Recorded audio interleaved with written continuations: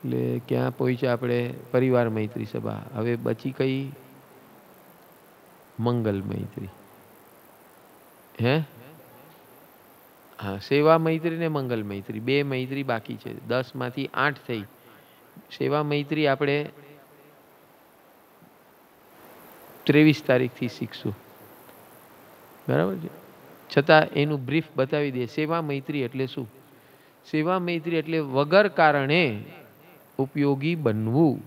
કેવી રીતે ઉપયોગી બનવું? તો કે 5 માધ્યમ: તન સેવા, મન સેવા, ધન સેવા, વચન સેવા, કોન્ટેક્ટ સેવા. ફરીથી બોલું. તન સેવા. તન સેવા એટલે શું?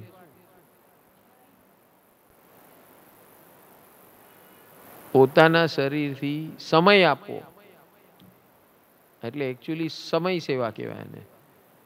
અને સૌથી સર્વોત્તમ સેવા કઈ આ 5 માંથી?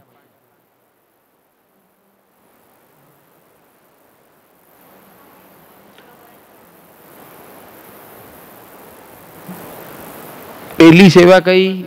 તન સેવા કે સમય સેવા એક જ છે. બીજી સેવા છે મન સેવા. ત્રીજી સેવા છે ધન સેવા.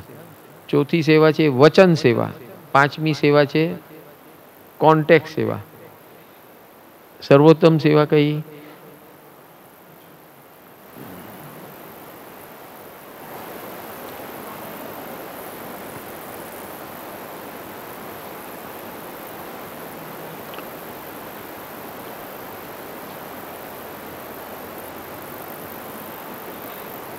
તો સર્વોત્તમ સેવા છે સમય સેવા, તન સેવા, સમય સેવા. શું કામ? કારણ કે માણસ બધું આપી શકે, અનુમોદના કરી શકે, પણ જ્યારે પોતાને ઘસાવાનું આવે ને કોઈને સમય આપવાનું આવે, આ સૌથી સર્વોત્તમ છે. સૌથી ડિફિકલ્ટ છે ને સૌથી સર્વોત્તમ છે. મનથી અનુમોદના હજી કરી શકાય. એટલે તન સેવા આપવાનું, ભગવાને 2 સેવા 10% આપવાની કીધી છે. આપણી પાસે જે સમય છે 24 કલાક છે, એમાંથી ભગવાને કીધું 10%, 2 કલાક આપવાના. કોનામાં આપવાના?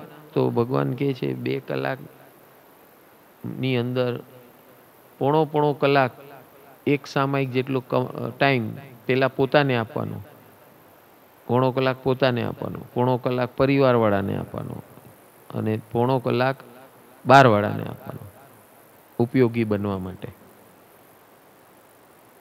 બરાબર? એટલે આમાં જે તમે આ બધું પાલન કરો છો 12 સ્ટેપનું, એ બધું એ પોણો કલાકમાં આવી જાય. આ પોણો કલાક મિનિમમ કીધું, એટલે કે આ પોણો કલાક કીધું એટલે આપણે પોણો કલાક કરવાનું. ભગવાને 48 મિનિટ સામાયિક કીધી, હવે એનાથી વધારે નહીં કરવાનું. પથેણું બાંધીને મૂકી દેવાનું. સામાયિક થઈ ગઈ આજની, બસ હવે બાકીની કાલે. એમ નથી. આ તો બેર મિનિમમ એટલા માટે કીધું કે આદત પડે એટલા માટે.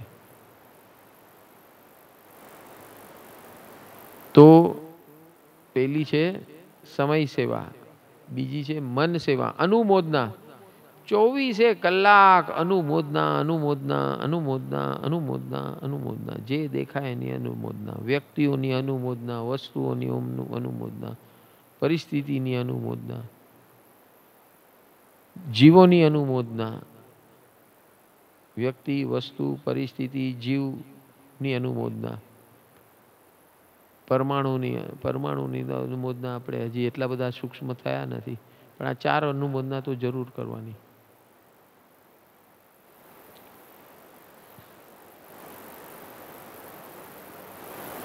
એટલે મન સેવા, અનુમોદના એટલે મન સેવા. ગુણો નહીં, ગુણોની અનુમોદના. લોકો ઊંધું કરે. કોઈના પ્રસંગમાં જાય ને અને બહુ સારું હોય ને તો 2 ડબકા મૂકી આવે. આ ઓલા જેવું નથી હો. અને એમાં જો આ પ્રસંગ સારો છે પણ જમવાનો ઠેકાણા નથી, અથવા જમવાનું બહુ સારું છે પણ પ્રસંગમાં કઈ સદ્ધર કાટ નથી. કરી આવે ને પોતાનું એક્સપર્ટ કમેન્ટ્સ. ભાઈ તને કોને કીધું તું એક્સપર્ટ કમેન્ટ આપવાની? ના આ તો ખબર પડે તમને બીજી વાર. ભલે આ વખત તો થઈ ગયું, બીજી વાર ખબર પડે. दूसरी बार पता चलेगा आपको. क्या करना चाहिए, क्या नहीं करना चाहिए. So if you cannot do anything for anybody, don't criticize. તમે કંઈ નહીં કરો ચાલશે, પણ જિંદગીમાં ક્યારે પણ તમારી એક્સપર્ટ કમેન્ટની કોઈને જરૂરત નથી, બિલકુલ નહીં આપતા. હા, તમને પાસે માગે કે આ કેવું છે, શું છે, તો વાત અલગ છે. સામે ચડીને કમેન્ટ્સ આપવા જશો તો મહાગુનો છે. સામેવાળાને જરૂર નથી, તમે શું કામ આપો છો? તો એ દોષમાં ખપશે. એટલે એ ધ્યાનમાં રાખવાનું છે. અનુમોદના કીધું એટલે મંડી પડે અનુમોદના. નેક્સ્ટ. હા, મન. હા, ધન સેવા. ધન સેવા અને તન સેવા 10%, 10% मिनिमम. जो आपका इनकम है उसका 10%, इनकम नहीं, 10% ऑफ योर सेविंग्स. आपका जो इनकम है उसमें से जितना खर्चा हो गया वो निकाल देने का, फिर जो अमाउंट बचा है उसका 10% आपको योगदान देना है. आसान हो गया कि नहीं? आसान થઈ ગયું ને? જે સેવિંગ કરો છો તમે દર મહિને, એમાંથી તમારે આ ધન સેવા કરવાની છે. હા. પછી વચન સેવા. मन सेवा तो पहले ही हो गई. तो वचन सेवा, वचन सेवा में क्या ध्यान रखना है?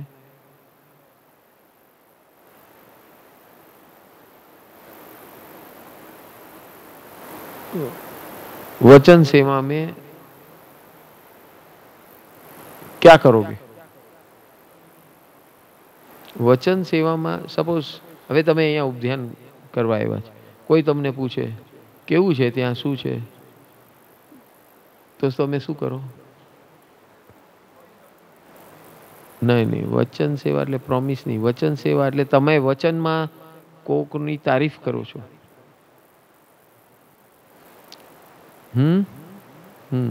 સપોઝ હવે તમે અહીંયા આવ્યા, અથવા તમે અહીંયાથી શીખ્યા કંઈ, અહીંથી શીખ્યા, તમારી પાસે કોઈ એવો પ્રોબ્લેમ આવે છે, પ્રોબ્લેમવાળા આવે વ્યક્તિ, કે સમજે તમારા દીકરા જ આવે પ્રોબ્લેમ લઈને, તો આ કર તું, હું હમણાં શીખી આવ્યો છું, કર તું આ, ચાલ તને શીખવાડું, બેસ ચલો આપણે બંને કરીએ. તો આ શું થયું? વચન સેવા.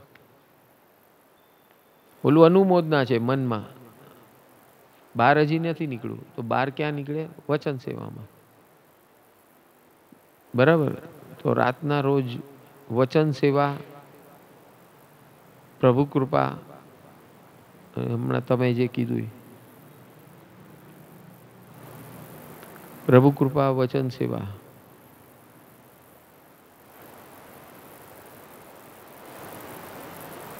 ને લાસ્ટ કોન્ટેક્ટ સેવા એટલે શું?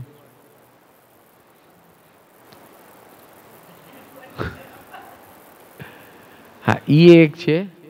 પરમ સુખ ટીવીમાં જોડાવી દેવાના, અથવા પરમ સુખની વોટ્સઅપ સેવામાં જોડાવી દેવાના.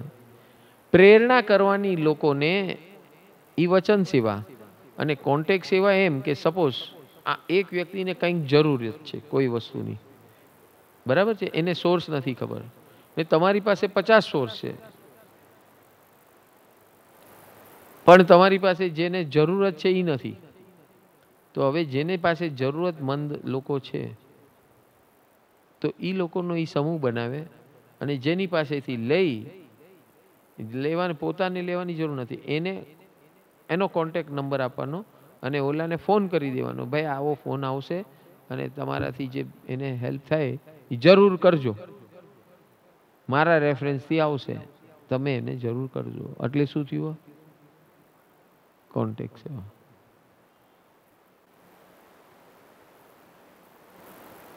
કેટલી સેવા થઈ ભાઈ? મન સેવામાં 5 થઈ ગઈ. અરે સેવામાં 5 આઈટમ થઈ ગઈ, 5 સેવા.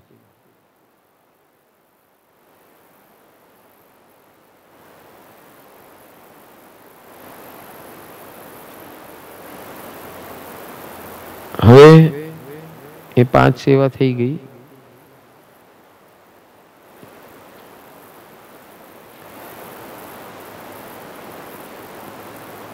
ટ્વેલ્થ સ્ટેપ થઈ ગયા પૂરા. ક્યાં સુધી થયા? લાસ્ટ સ્ટેપ કયો કીધો? એ જગત બંબો જળ બંબોળ કરતા મેઘ ત્યાં ફાવે નહીં ને જે જરાય ના વરસતા મેઘ તે આવે નહીં. જો જગત તું જ્યાં ને તું જ્યાં રહે કુદરત જીનેશ્વર દુઃખ ત્યાં લાવે નહીં. હરિહંત અતિશયવંત તુજને ભાવે કરું વંદના. હરિહંત અતિશયવંત તુજને ભાવે કરું. જ્યાં તું પ્રભુ આવી વસે ત્યાં અન્ન જલ આવી વસે. જ્યાં તું પ્રભુ આવી વસે ત્યાં અન્ન જલ આવી વસે. તે ભૂમિમાંથી ત્યાં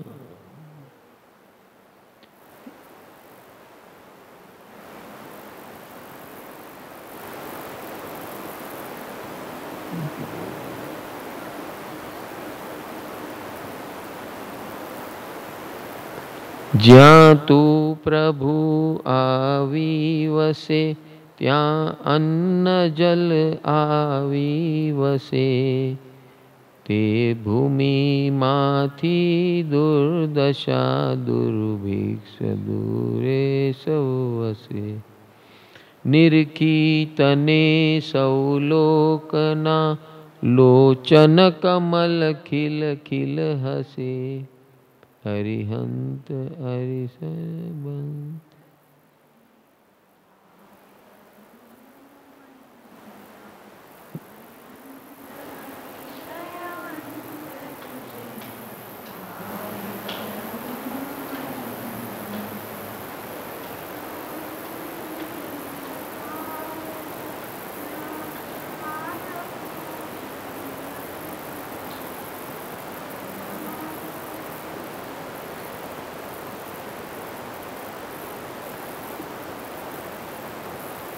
એટલે અહીંયા ભગવાનની હાજરીથી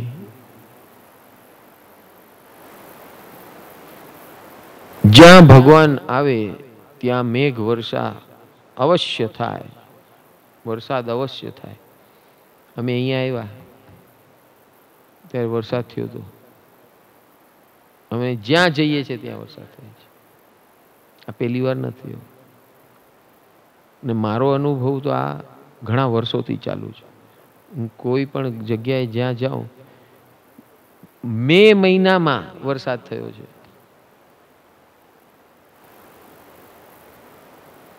અમે 8-7 દિવસ રહ્યા હતા કુલપાકજી, હૈદરાબાદની બાજુમાં આવે તીર્થ છે કુલપાકજી. મારું જન્મસ્થાન છે હૈદરાબાદ, એટલે બહુ પ્રિય છે કુલપાકજી ઘણા વર્ષોથી.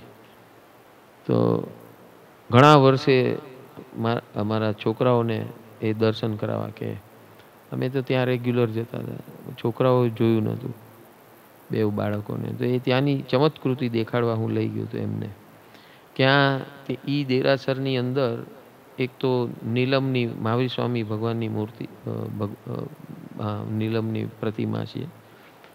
બીજી કે એ દેરાસરની અંદર હું નાનો હતો ત્યારે મેં દેવ દેવીઓનું નૃત્ય સાંભળ્યું છે. હા, ઘણી વાર રાતના 10 વાગ્યાની આસપાસ અમે બહાર બેસા, દેરાસરની બહાર એક આમ પરસાળ જેવું છે, ત્યાં બેઠા હોય, અમારા નાનીમાં કંઈક વાર્તા કરતા હોય. એ સમયે અમે આવા દેવદેવીઓના નૃત્યના અવાજો સાંભળ્યા છે. એટલે અમારા નાનીમાં કહેતા કે આ એટલું ભવ્ય દેરાસર છે ને અહીંયાથી જે જીવો ગયા છે એ ભક્તિ કરતાં કરતાં એ દેવલોક પહોંચ્યા હશે તો એમનું જોડાણ હોય એટલે કદાચ એ લોકો આવતા હશે ત્યાં. ને રીતસર મુરલી ને એ બધું સંભળાય. હો, અંદરથી અવાજ આવે, સંગીત સંભળાય. તો મેં કીધું એકવાર ખોલીને જોઈ જવું જોઈએ ને. ખોલાય નહીં, ખોલાય નહીં. એ જે એનું જે ચમત્કાર છે એનો આનંદ લો. તો ઈ તીર્થની અંદર હું અમારા બાળકોને કેવડા હશે સમજણા થાય 12-15 વર્ષના ત્યારે લઈ ગયો હતો. અઠવાડિયું રહ્યા હતો. એટલે મારે બહુ પ્રિય હતું. એટલે મેં કીધું ચલો આ વખત ગરમીમાં કુલપાકજી જઈએ. ભયંકર ગરમી હૈદરાબાદમાં. અને આ કુલપાકજીમાં અમે ગયા. રોજ બપોરના 4 વાગે વાદળ ઘેરાઈ જાય ખાલી તીર્થની ઉપર, અને 5 મિનિટ વરસાદ પડે ડેઈલી 7 દિવસ. ને આવું તો હું જ્યાં જાઉં છું ત્યાં વરસાદ તો સિઝન બીઝનનું કાંઈ લેવા દેવા જ નથી. આ સિઝન ક્યાંથી વરસાદ આવ્યો ને. ક્યાં હતા અમે, ક્યાં ગયા હતા? હરદ્વાર. હમણાંની જ વાત છે.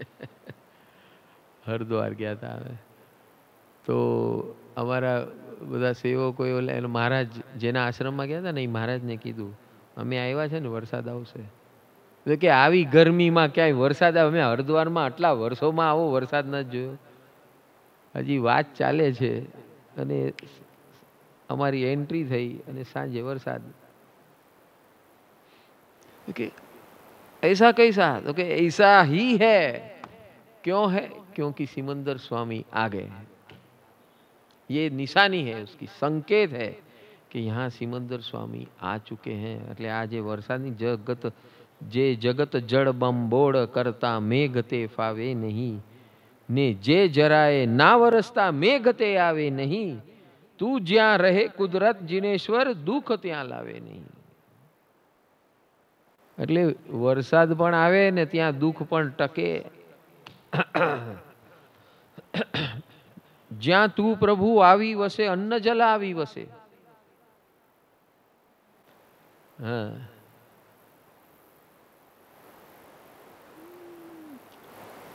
એટલે રેલમ છેલ થઈ જાય જ્યાં આપણે જઈએ ત્યાં. અમે ક્ષત્રિય કુંડ ગયા હતા. એ વાત કીધી જ મેં, નથી કરીને. તો 2012માં ભગવાનની જન્મથી લઈને નિર્વાણની બધી ભૂમિઓની તીર્થયાત્રા કરી ને પ્લસ સમજ શિખર.